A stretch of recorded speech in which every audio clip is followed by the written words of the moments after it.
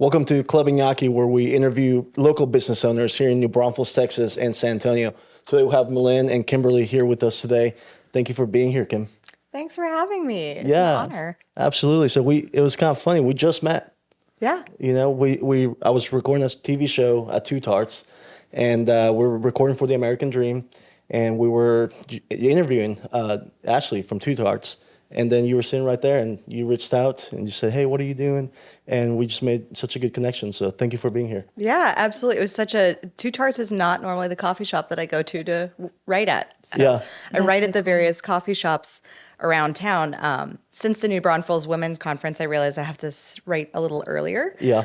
Because since I'm seeing that, I have a lot of people that come up to me. Yeah. Yeah. So wow. I realized that I wanted to starting writing, but I don't normally write at Two Tarts, and it was just That was there was perfect. no parking. It was fate. It was fate. It was divine intervention. That's awesome.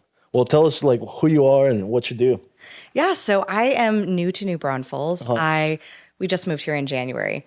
The past 3 years have been quite chaotic. So we had two major moves because we were stuck in Australia during the pandemic. Oh, my wow. goodness. And fortunately, I have a digital business. I've had a virtual coaching business for 8 years. I've worked with leaders around the world. So that was totally fine to work in Australia.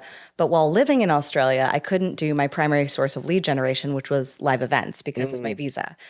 And that was when I found podcasting. Okay. And when I'd had a podcast since 2019, the Crown Yourself podcast, and it was great for really nurturing tentative customers, but not for bringing in new leads. Okay. And that's when I started podcast guesting because I remembered an interview that I did back in 2019 resulted in a big client contract. Okay. And I was like, well, why don't we just double down on that? Ended up doubling down on podcast guesting, generated multiple six figures from just podcast guesting alone for lead generation. And that was, And by that you mean going on other people's podcasts? yeah.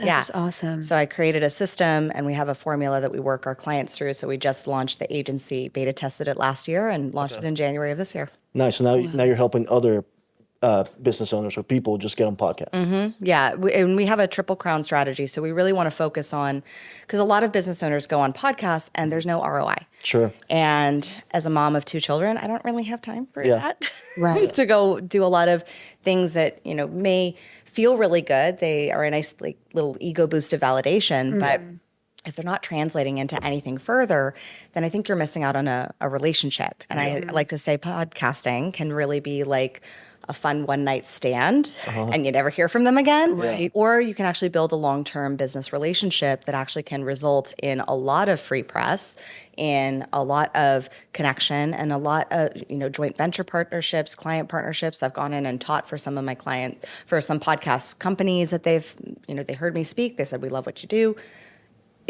We've had one of our clients featured in Goss Magazine. One of our clients got booked to speak at Microsoft and Google from podcasting. Wow. So one of our clients just gave a keynote in LA at the LA Convention Center. Just like all of these things came because they followed our system to leverage the power of podcast guesting to build relationships. That is super cool. Yeah. So I love that. So who's like your ideal client? Like who are the kinds of people that reach out to you and say, "Hey, I want you to help me be, I guess, some podcasts"? Yeah. So our clients are the walking transformation stories. They have built a business that's successful, and they also have a deep story. Like we've had one of our clients, Megan Camille, she was sex trafficked at 19. And then she leveraged those skills and built multiple 6- and 7-figure businesses as a coach, as a consultant. Another one of our clients, she was a domestic violence survivor, went from that experience to then building a successful business where she now employs moms and has a 4-day work week and has really strong work-family balance.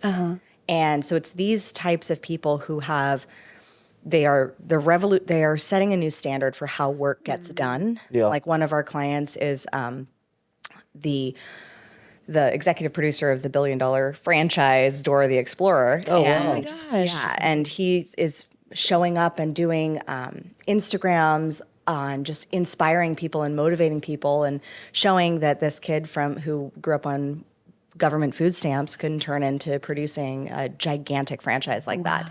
So there is it's these people who have like really deep stories. It's the visionary leaders, the revolutionaries who have a deep, profound, transformative story that's really interesting to get them booked. Because we only book our clients on the top 3% of podcasts. Yeah. Okay. Yeah. And what are some things that you look for to know that they're in the top 3%? They have to have, 90% of podcasts don't make it past 10 episodes. Sure. Yeah. So I always tell people who are like, I want to start a podcast. I'm like, the first thing, if you want to start a podcast, that's the last thing you should do to start a podcast. Right. And the first thing you should do is build your audience and build your relationships. Yeah. And that's the power of guesting. So we look for podcasts who have over 50 episodes. Yeah. Because that already immediately puts them in the top 5%. They have Oh, to really? have- yeah. Wow. Oh, that's cool. Good to know. Yeah, you're on your way. Yeah. Stay consistent with it. That's Stay cool. consistent. Yeah. And then have produced an episode every 90 days. And now that's different if it is seasonal. Sure. And then we have to make sure that they have reviews because reviews offer social proof, even though Apple Podcast says that they don't factor them into the algorithm of the podcast. They do show social proof. And with the reviews, they can kind of give us a guesstimate. If you just add a 0 onto how many reviews they have, it's about how many downloads per episode they have. Oh, It's okay. pretty, it's ballpark accurate. Sure. That Like at makes least sense. you're in the stadium. Yeah. Yeah. Because there's not really like a tool to see how many downloads they get. Yeah. No, that's the podcast analytics is that's something that needs to be developed, revolutionized, and Yeah. AI optimized. Yeah. For sure. Yeah. No, that's wild. Yeah. Yeah. How did you kind of connect with the people that are the top 3% of podcasts? Did you just reach out to them or do you know them? Reach out. Yeah. Reach out. Yeah. I mean, it's been consistent 3 years of reaching out on my behalf because we just tested the strategy for myself. I was the first guinea pig. Okay. Okay. And going on a lot of podcasts. I've been on probably about over 200 now. Wow. And we've reached out to over 3,000 and built Okay. relationships with them. And podcasters, I love podcasters because y'all are so generous and so open and so collaborative. But the top 1%, like if you're going for those global top 100 podcasts or those top 1% podcasts, they really look for a level of mastery and specialization. And some people have not achieved that yet in their businesses or in their lives. And so that's part of looking at how do you become a more interesting podcast guest? And I say, just live a more interesting life. Go do things. Become more interesting. Become more interesting. Try new things. Yeah. Be weird. Yeah. Like I just ran a half marathon with no training. No Just- way. Yeah. Where was it? The New Braunfels. Oh, half cool. marathon. Yeah. Yeah. Yeah. So you're going to do no training. I did no training. I was That is traveling brave. for 8 weeks. That is brave. I will say that I don't recommend. I've run 6 marathons now and, Okay. and 3 halves. So like I ran the LA marathon earlier this year.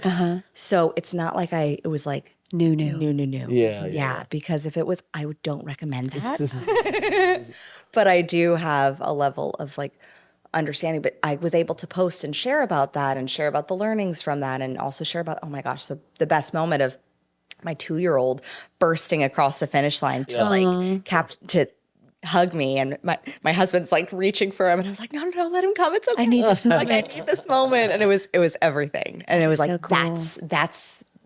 those are the cool, interesting stories that then draw an audience to you. Right. Well, something I find interesting about you is that you've done a TED Talk before. I have. Yeah. So how did they reach out to you? Did you inquire? Like, how does that work? So I was living in Australia at the time, and in Australia, I was in the space where I basically call it the state that was like the Florida of Australia, because everyone heard about Australia during the pandemic, and they heard about the state of Victoria. But where I was, as long as you didn't leave the state, everything was normal. Like we lived a very normal life. My son went to school, and so I was there, and it was right after about the time that my father had passed in 2021. And I just remembered this sort of, it was like one of those divine nudges. And I was like, I'll just look on TED.com and see if there's any TED Talks happening in my state. And I looked and I applied for 2. One was very scientific, and I was like, I don't think that's me. And then the other one was very story-based. It turned out that Clay, who was the producer of the TED Talk, he had done Burning Man, and he had done sculptures. He was an artist. And I just reached out, and we ended up I got the email that I was accepted, or in the running, on the day that my son was born, because I was pregnant at the time. Yeah. Yeah. And and I checked my email the day my son was born. Yeah. Very special. That's yeah. Again, another gut instinct, another weird moment. And then it took a while for us to meet.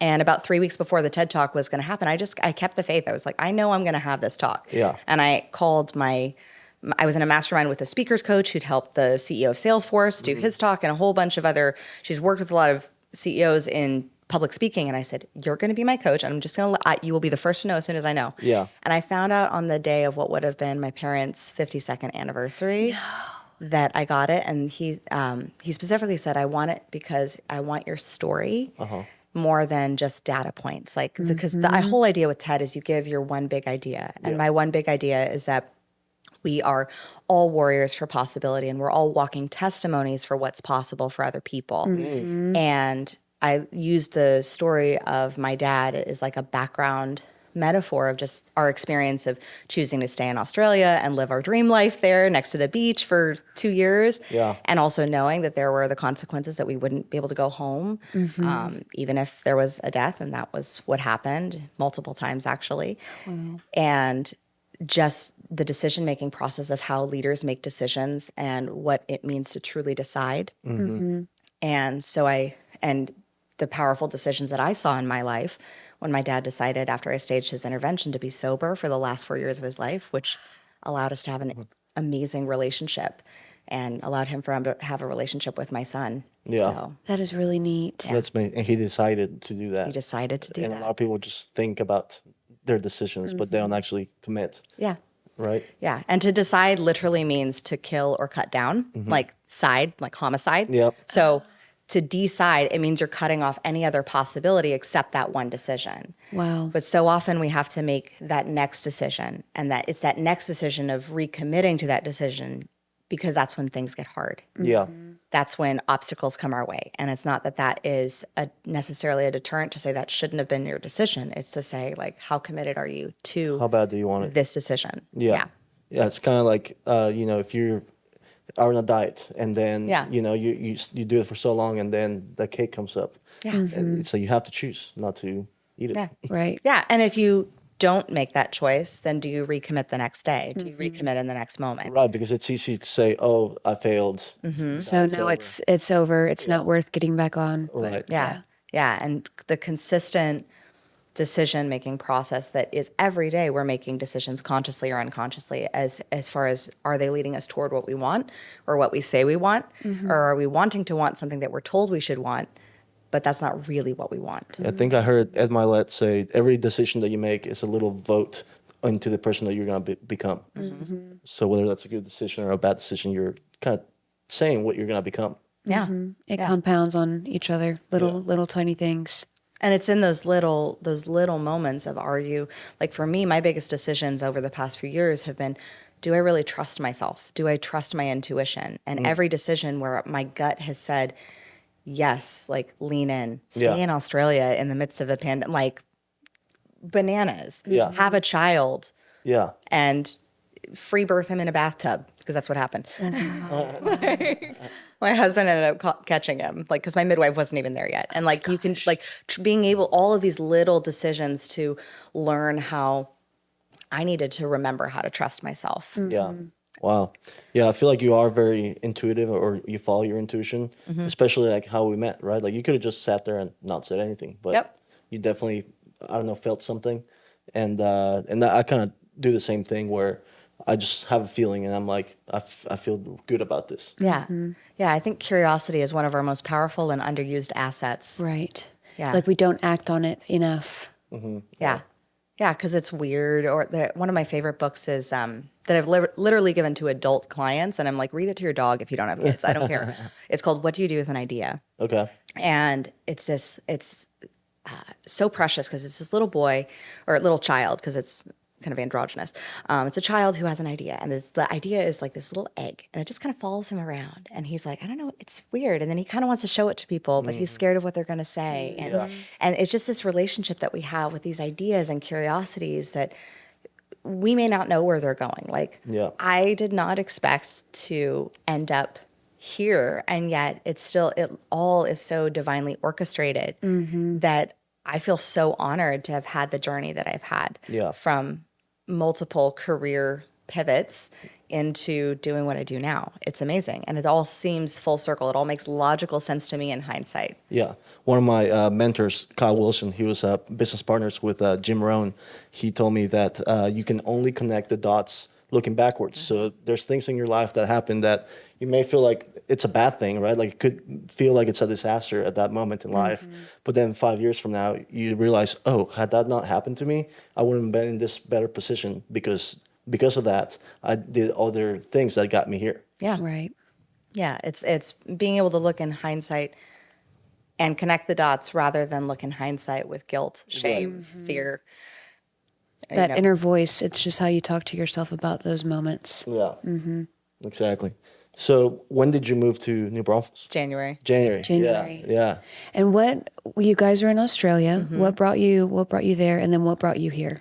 What brought me to Australia was my husband's a voice actor. A voice actor. And so he goes to like the Comic-Cons. And so that's, we've been flown all around the world to go to these conventions. And so we were there for a convention called Supernova with the cast of The Walking Dead, and which I thought was like such global pandemic breaks out and we're hanging out with The Walking Dead. Yeah. It's like, Yeah. like the universe has definitely a sense of humor. Yes. And so we were there, and we just we kind of saw his industry was probably going to shut down, and so I went to being sole breadwinner, and that was fun. And then he got to go to chef school while we were there, which was another intuitive nudge, which is now what he's doing now. He's starting a show called Chow Time. No way. Yeah, and he's an amazing chef, and that's like where his heart has always been. So I'm so excited to see, and with voiceover and AI, kind of AI is going to be doing some damage to that industry. Yeah. Are there some voices that we would recognize? Do you watch Japanese anime? No. Yeah, that's what he's most known for. Is, really? Yeah.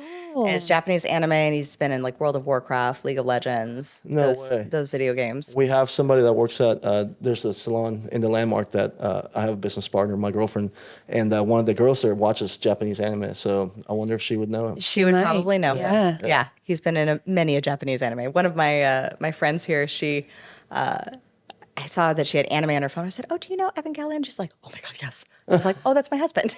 Oh my gosh. So it was super fun. It always brings me such joy that when people see and get to meet him. Yeah. And now he's been in dad mode and chef mode, which is great because when he went to chef school, I was pregnant, so I ate his homework. Yeah. Yes. And then we came back to California, which is where I was from, after because my dad passed in 2021, and then in the following January, my aunt and my grandma passed. So that was my mom's husband, her sister, and her mom in 1 year, and then along with 2 family friends. So we had 3 estates, and my mom was also needing some support with her business. Yeah. And so I supported her in getting a buyout with their partner. She had the business with my dad. They were already working on a slow process of moving the business to a merger. Yeah. But we just made a clean break. And then she really wanted to, the goal had always been to go to Texas. Okay. So, because my husband's from Houston, as he very clearly likes to say. yeah. Yeah. So we're part of the California Refugee Club. Yeah. Got it. And we were looking around, and we wanted to be in Hill Country. Yeah. And we just weren't sure about New Braunfels, but then we stumbled upon Fickle Pickles, and my husband was sold. Oh my gosh. I love that story of all the things. Yeah. And then, but we didn't find any houses that match what we want because we all made a list. Yeah. Because we knew we were going to be bringing my mom with us. Yeah. And we all made a list of what we wanted in our dream home. Oh, wow. And we manifested that list, everything except the kitchen stove. No way. Yeah. And I'm like, that's the easiest one we can fix. So that's the one we're going. That's why I was admiring your kitchen so much. Looking at all the things that we can pivot and Getting change. ideas. But that's so cool that 3 different people had, their own ideas, and then you were able to get almost everything. Yeah. Yeah. Well, that's the power of the mastermind. Yeah. Right. You When know? you're clear to yourself about what you want and the people around you, it just kind of happens. Yeah. Yeah. And it was just so divinely orchestrated again. Like we came back and we looked around New Braunfels. We didn't find anything. We came back in October of last year. And we were up in Driftwood, Dripping Springs, Lakeway, Austin, because Yeah. we're maybe more toward Austin. And I just found this one house, and I found this one, and I found 2 others that I thought would like had the same qualifications. And my husband thought for sure it was this other one because it was like very Spanish style, and that was kind of our dream of Santa Barbara. Like we love Santa Barbara in California. But when we saw it, we're like, no, that's not it. And it was funny because that day that we were going to go look at all 3 houses, my husband's like, oh, you're having that intuitive thing again. I said, yeah. I said, I feel the same way about these 3 houses as I did about the 3 men that I was dating at the time. And I said, one of them is the one. And the one that was my husband, he surprised me. Wow. Yep. That's so cool. It's such a cool story. You know, Yeah.